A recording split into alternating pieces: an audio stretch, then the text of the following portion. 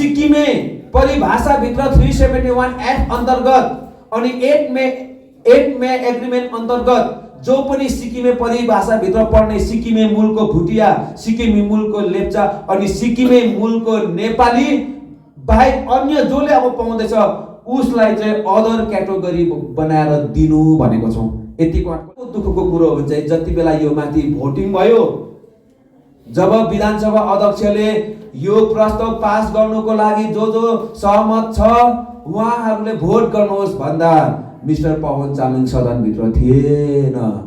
आज विधानसभामा जुन एउटा नाटक गर्न खोजियो त्यही चिर परिचित नाटककार पूर्व मुख्यमन्त्री श्रीमान पवन चामलिङज्यूले उनको यो नाटक बारम्बार हुने गर्छ र आज चाहिँ सडकदेखि सदन जस्तो गरिमामय ठाउँमा पनि नाटक गरेकोमा अनि सदन जस्तो गरिमामय स्थानलाई, पवित्र स्थानलाई पनि नाटककै मञ्च बनाएकोमा म श्री पवन चामलिङज्यूको यो कर्तुत्वको घोर भर्त्सना गर्छु, घोर विरोध गर्छु।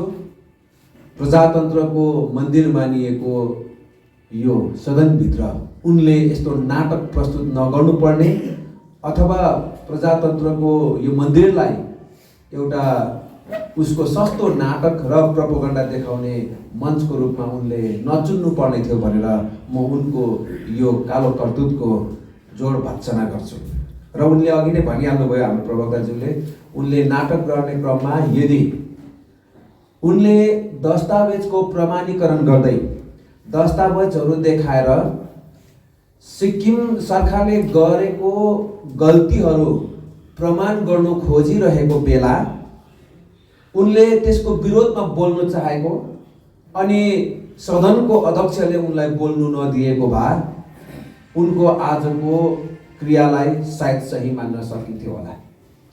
तर उनले आफ्नो 15 मिनट बोल्नु पर्ने जुन यो rules of procedure and conduct of business Sikkim एसेम्ब्लीको छ, यो रुल्सले दिएको समय 15 मिनट उनलाई मात्र होइन सबै विधायकहरूलाई दिएको 15 मिनटको समय उनले अगाडिबाटै प्रयोग गरिसकेका थिए अनि थप त्यसमा स्पिकरले उहाँलाई 1 मिनटको दिएपछि उनले जम्मा 16 मिनटको समय अगाडिबाटै उपभोग गरिसकेका थिए, जुन अन्य विधायकहरूले पनि त्यही 15 मिनट नै उपभोग गर्नुभयो। अझै उहाँले त 1 मिनट पछि उपभोग गर्नुभयो अनि त्यसमा उनले केही प्रश्नहरू पनि उठाएका थिए निश्चित रूपले भूतपूर्व मुख्यमन्त्री महोदयले।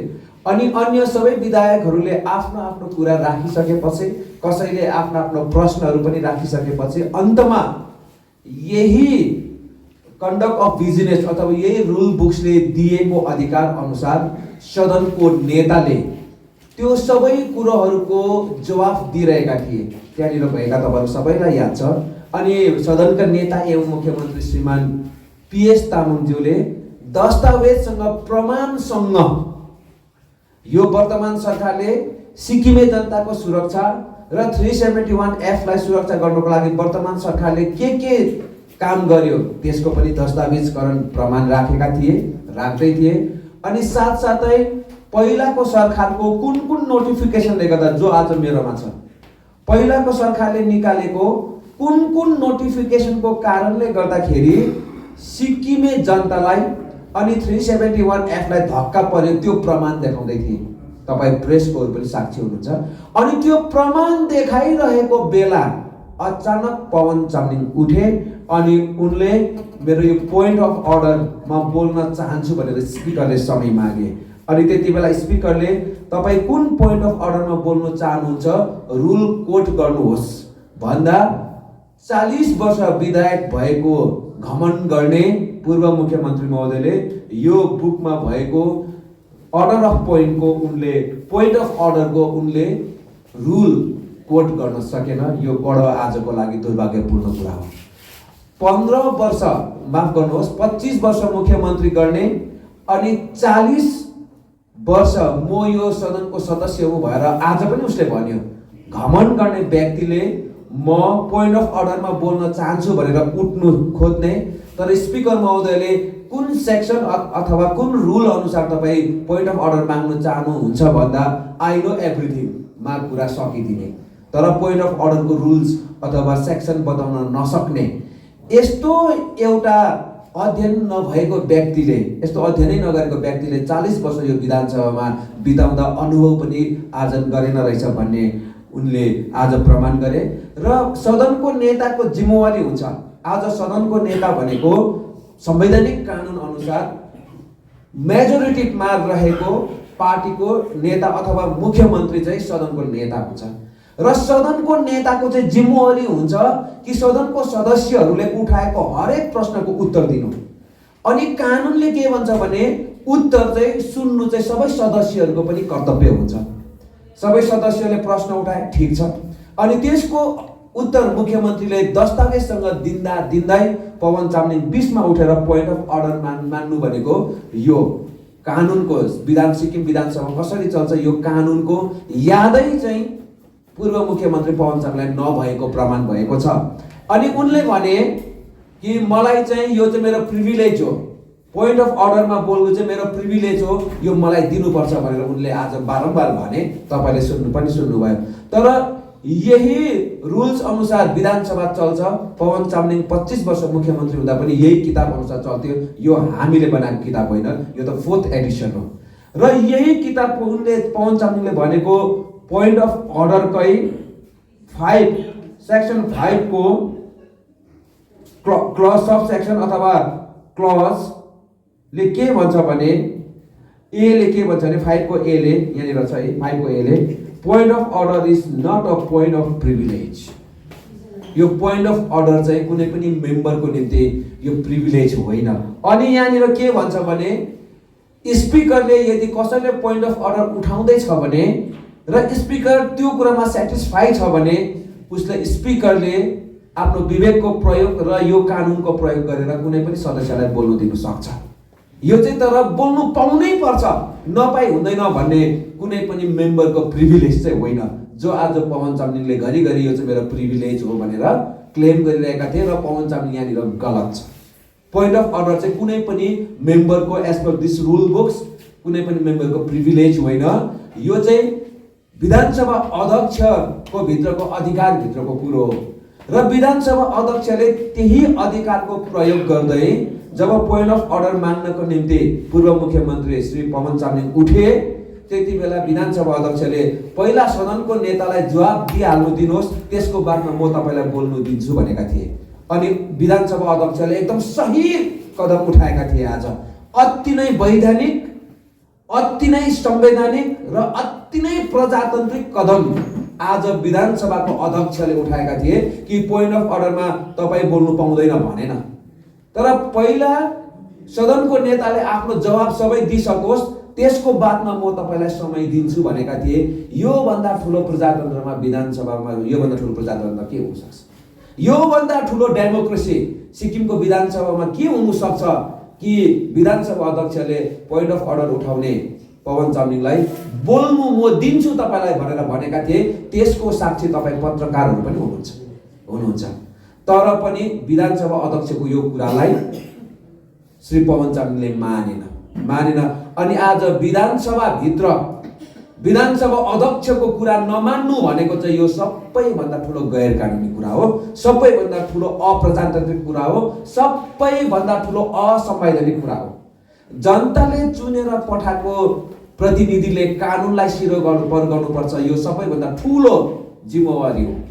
तर आज विधानसभा अध्यक्षले म तपाईलाई अहिले समय दिन्छु भन्दै पनि नमानेर उनले विधानसभालाई बिथोल्ने काम गरे, डिस्टर्ब गर्ने काम गरे।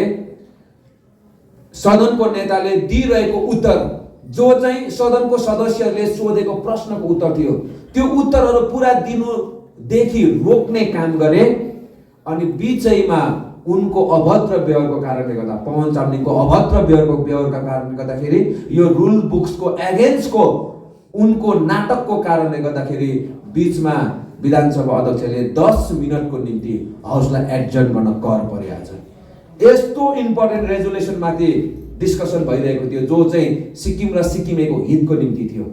यस्तो इम्पोर्टेन्ट रेजोल्युसन माथि डिस्कसन भइरहेको बेला अथवा सदस्यहरूले राखेको प्रश्नहरूको उत्तर दिने क्रम सदनको नेताले गरिरहेको बेला अर्को सदनको नेता पवन चामलिङले सदनलाई डिस्टर्ब गरेको कारणले गर्दा 10 मिनट आज सदन एडजर्न गर्नु पर्यो। अनि 10 मिनटको बादमा जब फेरि सदन सुरु भयो त्यति बेला श्री पवन चामलिङले अझै हठी बेहोरा देखाए, एकदमै नीच व्यवहार देखाएर उनले विधानसभामा मुख्यमन्त्रीलाई आफ्नो जवाब दिनदेखि रोके। र किन रोके त भन्दाखेरि यो कुरा जान्न जरुरी छ सिक्किमे जनताले। किन रोके त भन्दाखेरि मुख्यमन्त्री अथवा पार्टीको नेता, मुख्यमन्त्री तथा सदनको नेता श्रीमान पीएस गोलेज्यूले यो पेपरहरू देखाउँदै पहिलाको सरकारको गल्तीले गर्दाखेरि कसरी 371 एक्टलाई धक्का परेको छ अनि कुन कुन नोटिफिकेसनको कारणले गर्दाखेरि, पहिलाको सरकारको कुन कुन नोटिफिकेसनको कारणले गर्दाखेरि आज सिक्किम र सिक्किमे जनतालाई धोका भएको छ भन्ने कुरा प्रमाणसँग देखाउँदै थिए। अनि त्यो प्रमाणसँग देखाइरहेको कुरालाई रोक्नको निम्ति पवन चामलिङले आज अति नै नीच काम गरे। यसको हामी घोर जोरदार रूपमा विरोध गर्छौं र म तपाईलाई देखाउन चाहन्छु। सिक्किमे जनताले जान्नुपर्ने कुरा छ यो कुरा कि पवन चामलिङले आज सदनभित्र एक्ज्याक्टली के गरे त र कति बेला गरे, त्यति बेला सदनमा के विषयमा चर्चा हुँदै थियो र सदनको कस्तो मोमेन्टम थियो त्यो कुरा जान्नुपर्ने छ। पार्टी सदनको नेता श्रीमान पीएस गोलेज्यूले जुन finance act, amendment finance act 2023 मा को सबसेक्सन अथवा क्लज 4 र 5 मा जुन सिक्किमिस डेफिनेसन को कुरा हुँदै हुँदै इन्कम ट्याक्स कोलाई छुट छ त भन्ने कुरा इन्सर्ट भएको छ। यो इन्सर्ट को पृष्ठभूमि के हो, यसको ब्याकग्राउन्ड के हो, यो कहाँबाट आयो त भन्ने कुरा आज विधानसभालाई श्रीमान पीएस गोलेज्यूले जनाइरहेका थिए। र त्यसमा के लेखिएको छ भने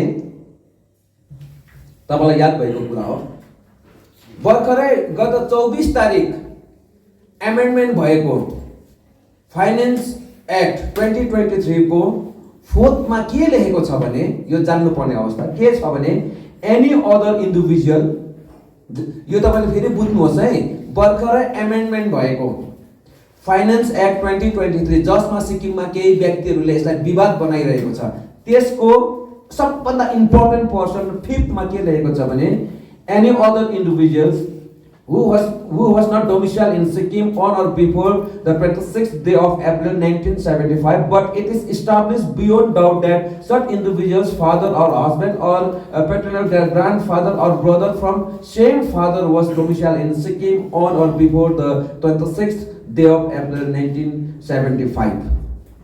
र आज सदनको नेताले चाहिँ सदनलाई यो फाइनेन्स एक्टमा यो लाइन कहाँबाट आयो, यसको पृष्ठभूमि के छ, यसको ब्याकग्राउन्ड के छ, यो बताइरहेका थिए। तपाई हामीले जान्नुपर्ने जरुरी छ कि यो एक्टमा यो कुरा कहाँबाट इन्सर्ट भयो र यसको जड चाहिँ, यो कुराको जड चाहिँ एसडीएफ पार्टीले 1995 मा निकालेको एउटा नोटिफिकेसन र त्यो नोटिफिकेसनमा जस्तो कुरा लेखेको छ त्योही नै यहाँ कपी पेस्ट भएको कुरालाई आज सदनको नेता श्री पीएस गोलेज्यूले सदनलाई बताउँदै थिए। त्यो नोटिफिकेसन नम्बर 198 8 डिसेम्बर 1995 मा के छ भने हेर्नुहोस्, के लेखेको छ भने यसको बी मा हेर्नुहोस्, अब यसको तपाईको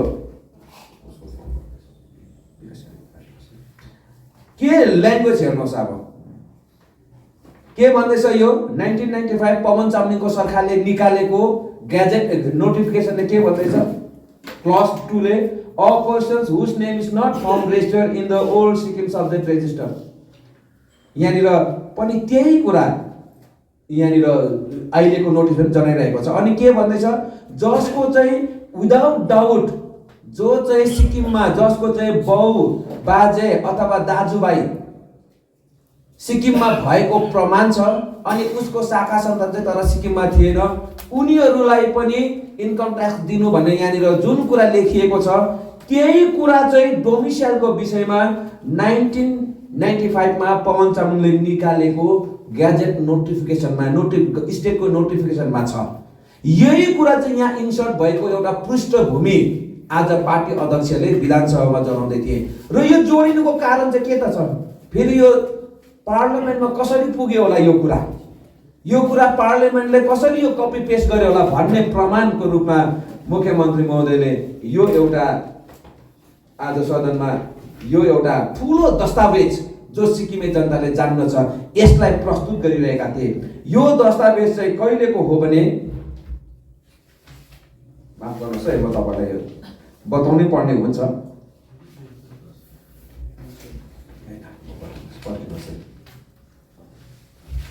यो दस्तावेज अहिले एमेन्डमेन्ट भएको तपाईको फाइनान्स बिल 2023 पवन चामलिङको सरकारले निकालेको 95 को यो नोटिफिकेसन जसको लाइन नै कपी पेस्ट भएको छ र यो दस्तावेज कसरी लिङ्क छ, यसको के कनेक्सन छ भन्दा हेर्नुहोस्। 22 अगस्त 2008 मा सिक्किमका एकजना पुराना व्यापारी समुदायका सदस्य श्री प्रेम प्रकाश गोयलले खाँटी भारतीय नागरिकहरूको हितको सुरक्षाको लागि प्रार्थना गर्दै 1997 मा भारतमा विलय हुनु अघिदेखि नै सिक्किममा बसोबास गर्दै आएकाहरूको हितको सुरक्षाको निम्ति 1975 माफ गर्नुहोस् प्रार्थना गर्दै 1975 मा भारतमा विलय हुनु अघिदेखि नै सिक्किममा बसोबास गर्दै आएकाहरूको हितको सुरक्षाको निम्ति राज्य सभामा याचिका चढाएका थिए। र प्रेम प्रकाश गोयलको भनाइ चाहिँ के थियो भने पुराना व्यापारीहरू जो इन्डियामा सिक्किम मर्ज हुनुभन्दा अगाडिदेखि बसोबास गर्दैछन् उनीहरूको पनि हितको सुरक्षा हुनुपर्छ भनेर उनले भारतको राज्य सभामा रिपोर्ट चढाएका थिए। कुनै एकजना राज्य सभा सदस्यको एउटा अथोरिटी अथवा उनको एउटा सिग्नेचर लिएर, र त्यसलाई राज्य सभाले यो विषयमा छानबिन गर्नको लागि स्वीकार गरेको थियो। तपाईलाई जानकारी दिन चाहन्छु है, यो स्वीकार गरेको थियो यो 2008 को कुरा। अनि स्वीकार गरेपछि यो विषयमा धेरै उनीहरूले छानबिन गर्दै अन्तमा त्यसको रिपोर्ट यहाँ चाहिँ त्यसको रिपोर्ट छ। अन्तमा उनीहरूले यो डकुमेन्ट पाए, यो डकुमेन्ट पनि पाए थियो छानबिन गर्ने कमिटीले, जुन कमिटी चाहिँ भगत सिंह कोश्यारी जो सिक्किम जो भारतको एउटा अति नै सिनियर पोलिटिसियन हुनुहुन्छ उहाँको चेयरम्यानशिपमा यो छानबिन गरेको थियो। अनि यो रिपोर्टको अन्तमा यो हालिएको छ। यहाँ हेर्नुहोस्, यो रिपोर्टको अन्त होइन, पेज नम्बर 79, पेज नम्बर 79 मा यो रिपोर्टलाई पनि खामिएको छ। अनि यसको पृष्ठभूमि, यसको भूमिकाको रूपमा पेज नम्बर 5 मा the government of Sikkim issued certificate of identification through their gadget notification number 198 जो अघि मैले पढे, dated 8 December 1995, which is also not made available to this 400 families. यो नोटिफिकेसन अनुसारको अधिकार पनि हामीलाई दिएको छैन, तर यो नोटिफिकेसनमा जनाएको अनुसारको अधिकार हामीलाई दिनुपर्छ भनेर यो कुरा त्यति बेलाको कमिटीले यहाँनिर उद्धृत गरेको छ। अनि यो नोटिफिकेसनलाई पनि जस्ताको तस्तै पेज नम्बर 79 मा लेखेको छ। र आज सिक्किमे जनताले बुझ्न पर्छ, जोरले आज यो फाइनान्स एक्ट 2023 को कारणले गर्दा सिक्किमिस टर्मलाई डाइल्युट गरियो र 371 एफ उड्यो भनेर हल्ला पिर्दैछन्। विशेष गरेर एसडीएफ पार्टीले आज यदि उनीहरू सत्य हो भने पनि, उनीहरूले बोलेको कुरा सत्य हो भने पनि यो उनीहरूले नै खनेको खाडलको कारणले गर्दा भएको। हुनु त 371 एफ लाई कुनै धक्का भएको छैन, यो सरकारको अडान हो। यो विषयमा स्पष्टीकरण पनि दिइसकेका छौँ हामीले। कुनै हाम्रो सिक्किमिस टर्म अथवा सिक्किमिस हामी परिभाषाभित्र पढ्नेहरूको हक अधिकारमा यो नयाँ कानुनले कुनै पनि हस्तक्षेप गर्दैन, त्यो सरकारले प्रमाणसँग भनिसकेको छ। तर आज एसडीएफ पार्टीका ती तमाम प्रवक्ताहरूदेखि लिएर ती तमाम एसडीएफ पार्टीकाहरूले बुझ्नुपर्छ कि यदि उनीहरूले बोलेको कुरा चाहिँ उनीहरूको लागि सत्य अरे, ल उनीहरूले भनेको कुरा उनीहरूको लागि सत्य र फाइनान्स एक्ट 2023 ले 371 एफ लाई उनीहरूले भनेको जस्तो धक्का हुँदैछ भने यो उनीहरूकै कारणले गर्दा भएको। यो कुरा उनीहरूले बुझुन्। यो उनीहरूले निकालेको यो तपाईको नोटिफिकेसन नम्बर 198 डेटेड 8 डिसेम्बर 1995 को कारणले गर्दा भएको हो।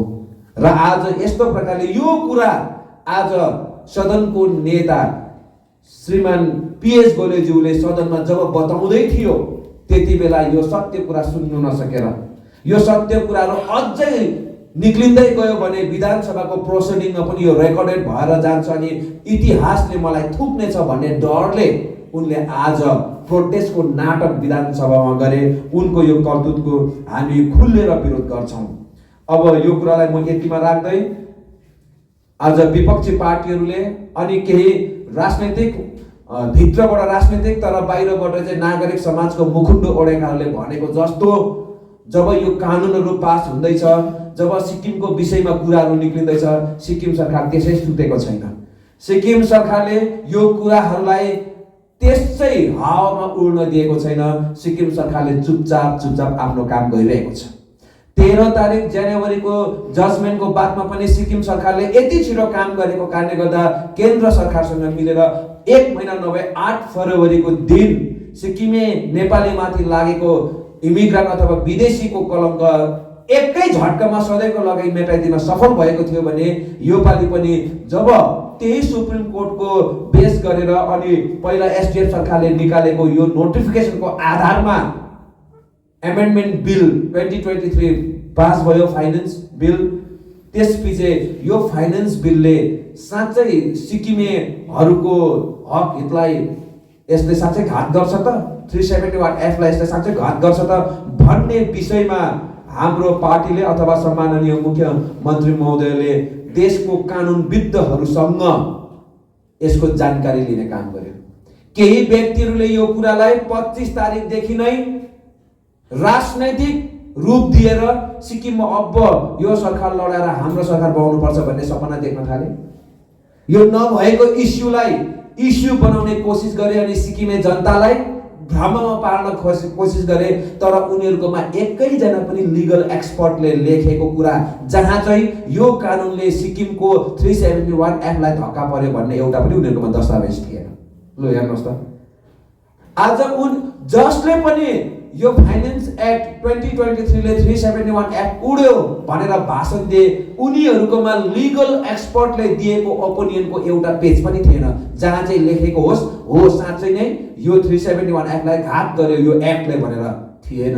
उनीहरु त्यसै हावामा बोले, हावामै बोलिरहेका छन्, जनतालाई भ्रममा पालिरहेका छन्। तर आज मुख्यमन्त्री श्रीमान पीएस तामाङले यहाँनिर आजको विधानसभामा यो कानुन पास भएपछि भारतको अति नै कानुनविद पूर्व chief justice of supreme court, लो आफै विचार गर्नुहोस्, former chief justice of supreme court, उहाँको नाम हो टीएस ठाकुर। जसले नाम सुनेको छ चिनिहाल्नुहुन्छ, जसले नाम सुनेको छैन गुगलमा उहाँको निकाल्न सक्नुहुन्छ, विकिपिडियामा खोज्न सक्नुहुन्छ। उनलाई सिक्किम सरकारले तत्काल सम्पर्क गरेर उहाँलाई थ्रु ल सेक्रेटरी अनि थ्रु हाम्रो अन्य अथोरिटी सम्पर्क गरेर उहाँलाई यो विषयमा जानकारी माग्दा उहाँले यहाँनिर लेखेर दिएको छ। यो पेजलाई यदि चाहनुहुन्छ भने म प्रेसलाई यो उपलब्ध गराउन चाहन्छु। आज यो विधानसभा पनि राखिएको छ। उहाँले यसमा छोटकरीमा के भन्नुभएको छ भने 3 अप्रिल 2023 को दिन सिक्किम सरकारको पक्षबाट ल सेक्रेटरीले न्यायमूर्ति टीएस ठाकुर अथवा former chief justice of India लाई फाइनेन्स बिल 2023 अथवा फाइनेन्स एक्ट 2023 मा संशोधन गरिएको सिक्किमे शब्दको परिभाषा सन्दर्भमा ओपिनियन अथवा उनको विचार, कानुनी विचार मागेका थिए। यस विषय उनले 7 अप्रिल 2023 को दिन आफ्नो राय दिएका छन्।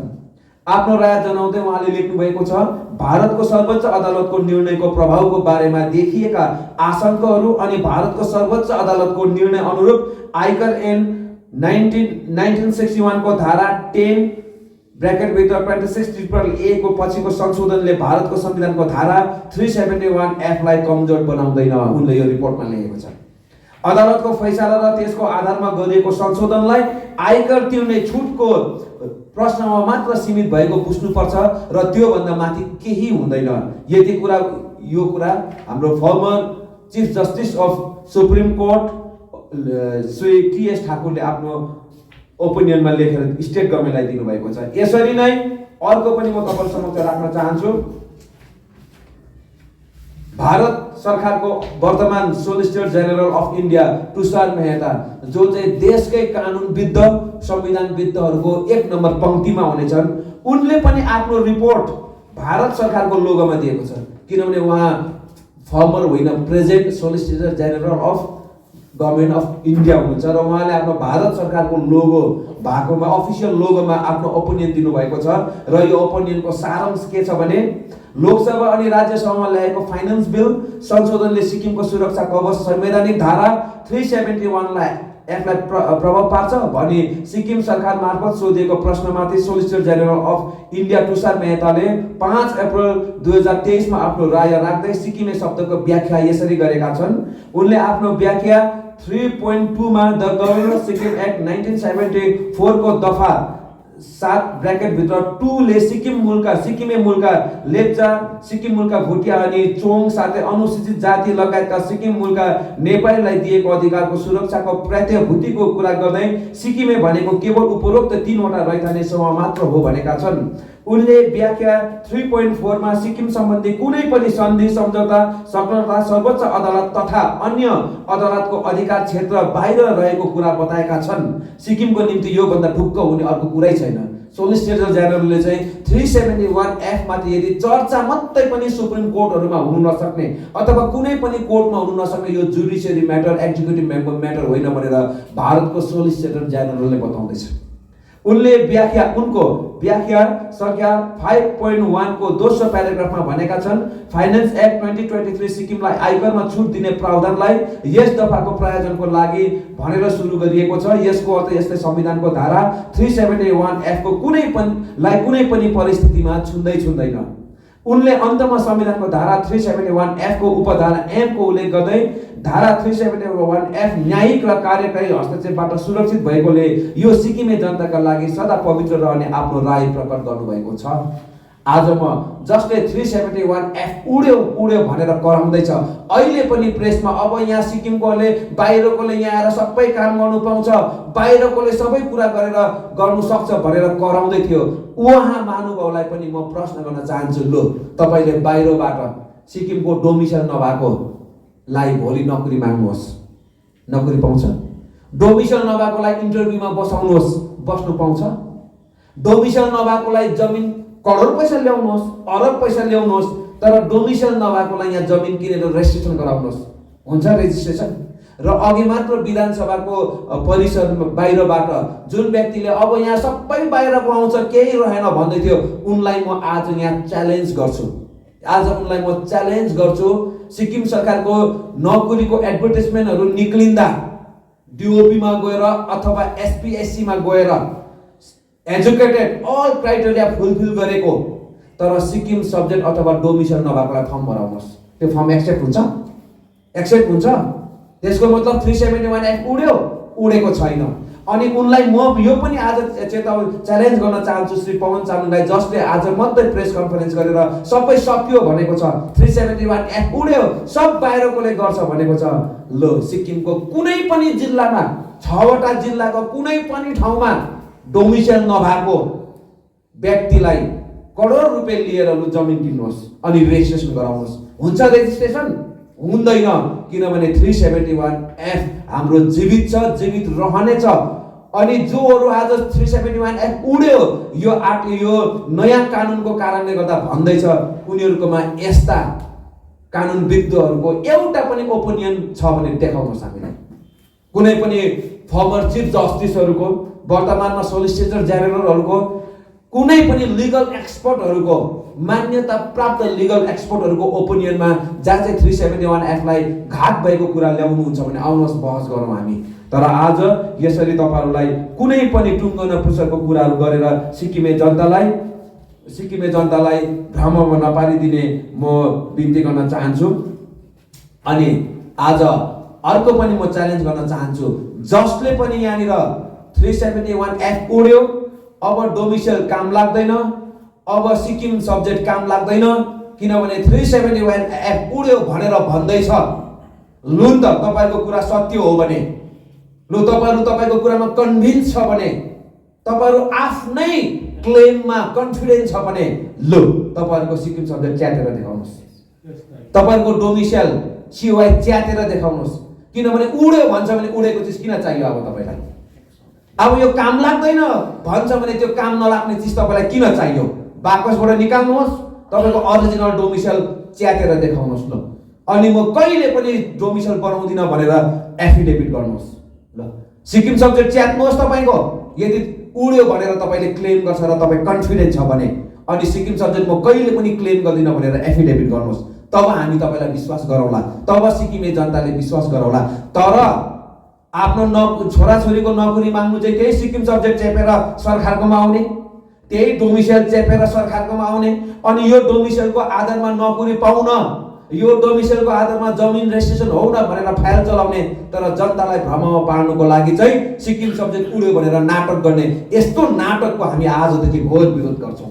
यस्तो नाटकलाई हामी किञ्चित रूपले सफल हुन दिने छैनौँ।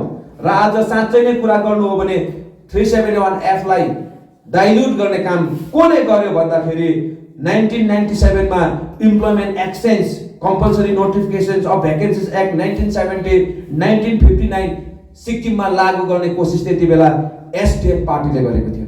जब जनताबाट त्यसको विरोध भयो त्यति बेला यसलाई विथड्र गर्यो, तर पछिबाट फेरि 2005 मा जनताले थाहा नपाइ नै यो कम्पल्सरी नोटिफिकेसन अथवा इम्प्लोयमेन्ट एक्सचेन्जलाई यहाँ लागू गर्यो। आज यो लागू गरेको नक्सानी सिक्किमलाई कहाँ गयो भन्नुहोस् त?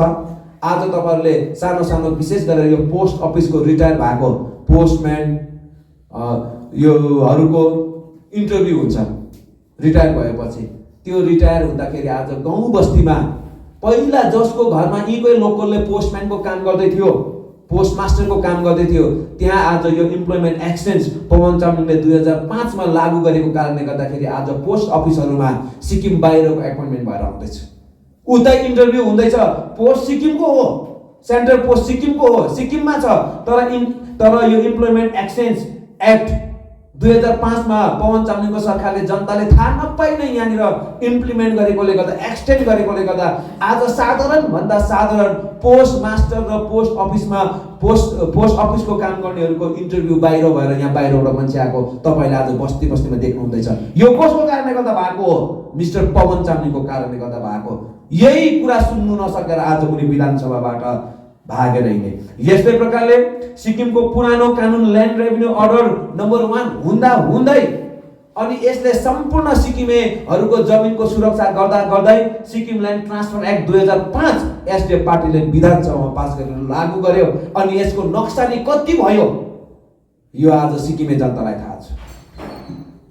यसरी नै कम्पनीज एक्ट 2013 पास हुँदा सिक्किम सरकार किन बोलेन? कम्पनीज एक्ट 2013 सिक्किमको ओल्ड कम्पनीज एक्ट हुँदा हुँदै पास गर्यो, एक्सटेन्ड पनि भयो। इम्प्लिमेन्ट हुनुमा 371F ले रोकेर राख्यो। ल भन्नुहोस् त, इम्प्लिमेन्ट हुनुमा 371F ले रोकेर राख्यो। तर त्यति बेला यो पास हुँदा अनि यो एक्सटेन्ड हुँदा एसडिएफ पार्टी किन त्यति बेला बोलेन? तर आज 371F जिउँदो भएको कारणले गर्दाखेरि आज कम्पनीज एक्ट 2013 सिक्किममा लागू भएको छैन। आज जति पनि स्मार्ट सिटी अन्य कम्पनीहरु सबै सिक्किम बाहिरबाट रेजिस्टर भएर आउनुपर्छ, सिक्किममा रेजिस्टर भएको छैन। यो 371F जीवित भएको कारणले गर्दाखेरि हो। आज पवन चामलिङलाई हामी यसको जवाब दिने हामी बिन्ती पनि गर्न चाहन्छौँ। यस्तै प्रकारले कुरा गर्नु हो भने यहाँनिर थुप्रो छ, तर आज समयको कम्तीले गर्दाखेरि म यो कुरालाई यही नै राख्न चाहन्छु। आउने दिनहरुमा तपाईको जवाबहरु हामी दिनेछौँ। अनि आजको रेजुलेसनले के भनेको छ त? सिक्किम विधानसभामा पास भएको रेजुलेसन आज यो ऐतिहासिक दिन हो सिक्किमको निम्ति। यो सिक्किमे जनताको हक र हितमा यो भन्दा स्ट्रङ रेजुलेसन आजसम्म पास भएको थिएन। यति स्ट्रङ रेजुलेसन सिक्किमेको निम्ति पास गरेकोमा म सिक्किम सरकारको मुख्यमन्त्री एवं एसकेएम पार्टीको अध्यक्ष श्रीमान पीएस गोलेज्यूलाई धेरै धेरै धन्यवाद पनि दिन चाहन्छु। यो रेजुलेसन आज parliamentary affairs minister Shri Kunga Nima लेप्चाले प्रस्तुत गर्नुभएको थियो भने हाम्रा सञ्जित खरेल मन्त्री महोदयले यसको समर्थन जनाउनु भएको थियो। यसमा के लेखेको छ भने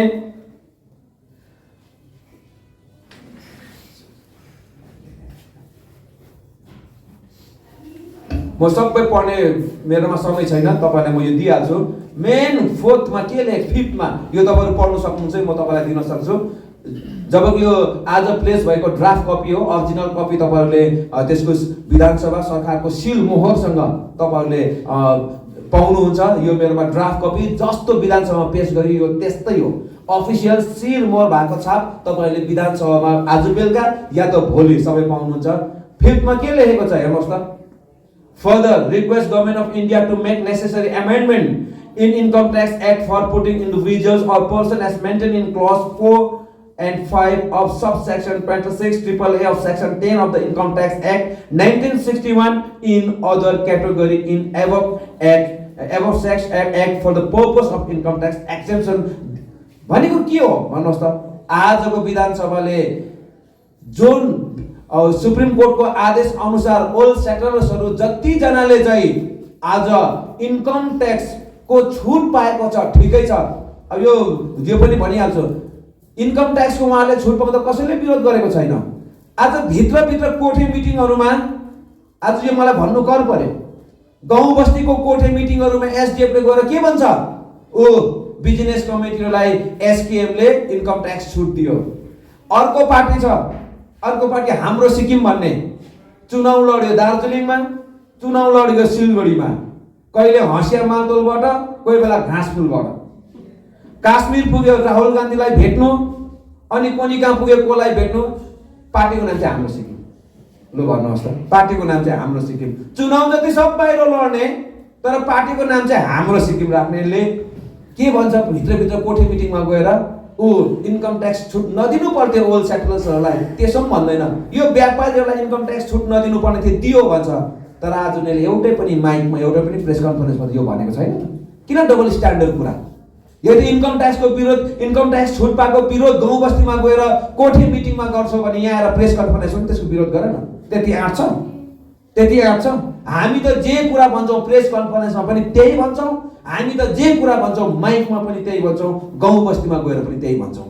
र आज जोले यो कुरा गर्दैछ उनीहरूले बुझ्नु, हामीले स्पष्टसँगले आज यो रेजुलेसन पास गर्ने आँट गरेका छौँ कि सिक्किमे परिभाषा भित्र 371 एक्ट अन्तर्गत अनि 8 मे एग्रिमेन्ट अन्तर्गत जो पनि सिक्किमे परिभाषा भित्र पर्ने सिक्किमे मूलको भुटिया, सिक्किमे मूलको लेप्चा अनि सिक्किमे मूलको नेपाली बाहेक अन्य जोले अब पाउँदैछ उसलाई चाहिँ अदर क्याटेगोरी बनाएर दिनु भनेको छौँ। यतिको आँट कसले गर्छ? केवल जसको नीति सफा छ, जसको नियत पवित्र छ, जसको इच्छा शक्ति बृहत छ, उसले मात्र यो काम गर्न सक्छ।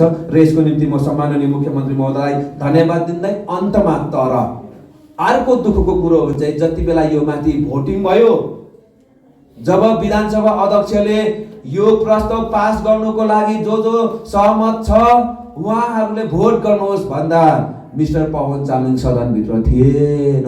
उनी त बाहिर प्रेसको अगाडि अब सिक्किम सक्यो भनेर भाषण गर्दै थिए, सक्ने चाहिँ उयो। र आज यो पास गर्दाखेरि पवन चामलिङको उपस्थिति विधानसभाभित्र थिएन।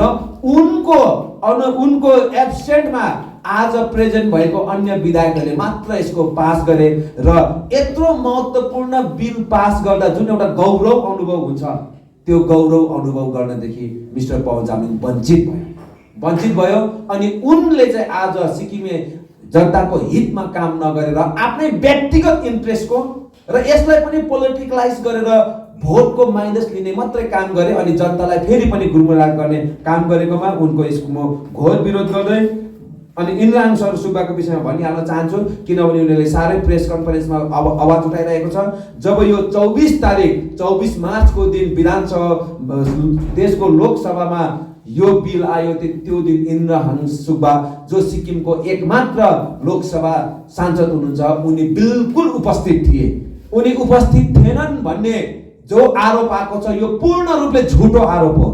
बिल्कुल उनी उपस्थित थिए अनि उनले यो माथि आफ्नो बहस राख्न पनि चाहेका थिए, तर धेरैवटा इस्युले सदनमा कुनै बहस नभएको कारणले गर्दाखेरि बहसको सेसनै भएन।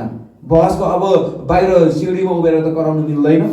आज पवन चामलिङ सिउँडीबाट बाहिर निक्लेर कराएको जस्तो होइन, यो कराउनु त मिल्दैन। यो बहस नै नभएको कारणले गर्दाखेरि उनले आफ्नो बहस राख्न सकेनन्। तर श्री इन्द्रहाङ सुब्बा 24 तारिकको दिन सदनमा उपस्थित थिए भन्ने कुरा म यहाँ राख्न चाहन्छु। अनि आज मुख्यमन्त्री महोदयले सबैभन्दा अर्को महत्त्वपूर्ण कुरा, आज विधानसभालाई अल पार्टी कमिटी यो टपिकमाथि बनाइदिने सुझाव अथवा बिन्ती राख्नु भएको छ र निश्चित रूपले विधानसभाले आगामी दिनमा यो टपिकमाथि अल पार्टी एउटा कमिटी बनाउने छ अनि त्यसको डेलिगेसन केन्द्र सरकारमा गएर पनि यो एक्टलाई एमेन्डमेन्ट गरेर जोहरू ओल्ड सेटलर्सले इन्कम ट्याक्स पाएको छ त्यसलाई विरोध नगरी अदर क्याटेगोरी, किनभने उहाँलाई पनि पाउनुसँग मात्रै मतलब हो नि त, उहाँलाई पनि पाउनुसँग मतलब हो, अदर क्याटेगोरीमा उहाँलाई इन्कम ट्याक्स दिनुपर्ने कुरा निश्चित रूपले राख्नेछ र यो काम पनि सफल हुनेछ भन्दै मेरो 2-4 कुरा यही राख्न चाहन्छु। Thank you.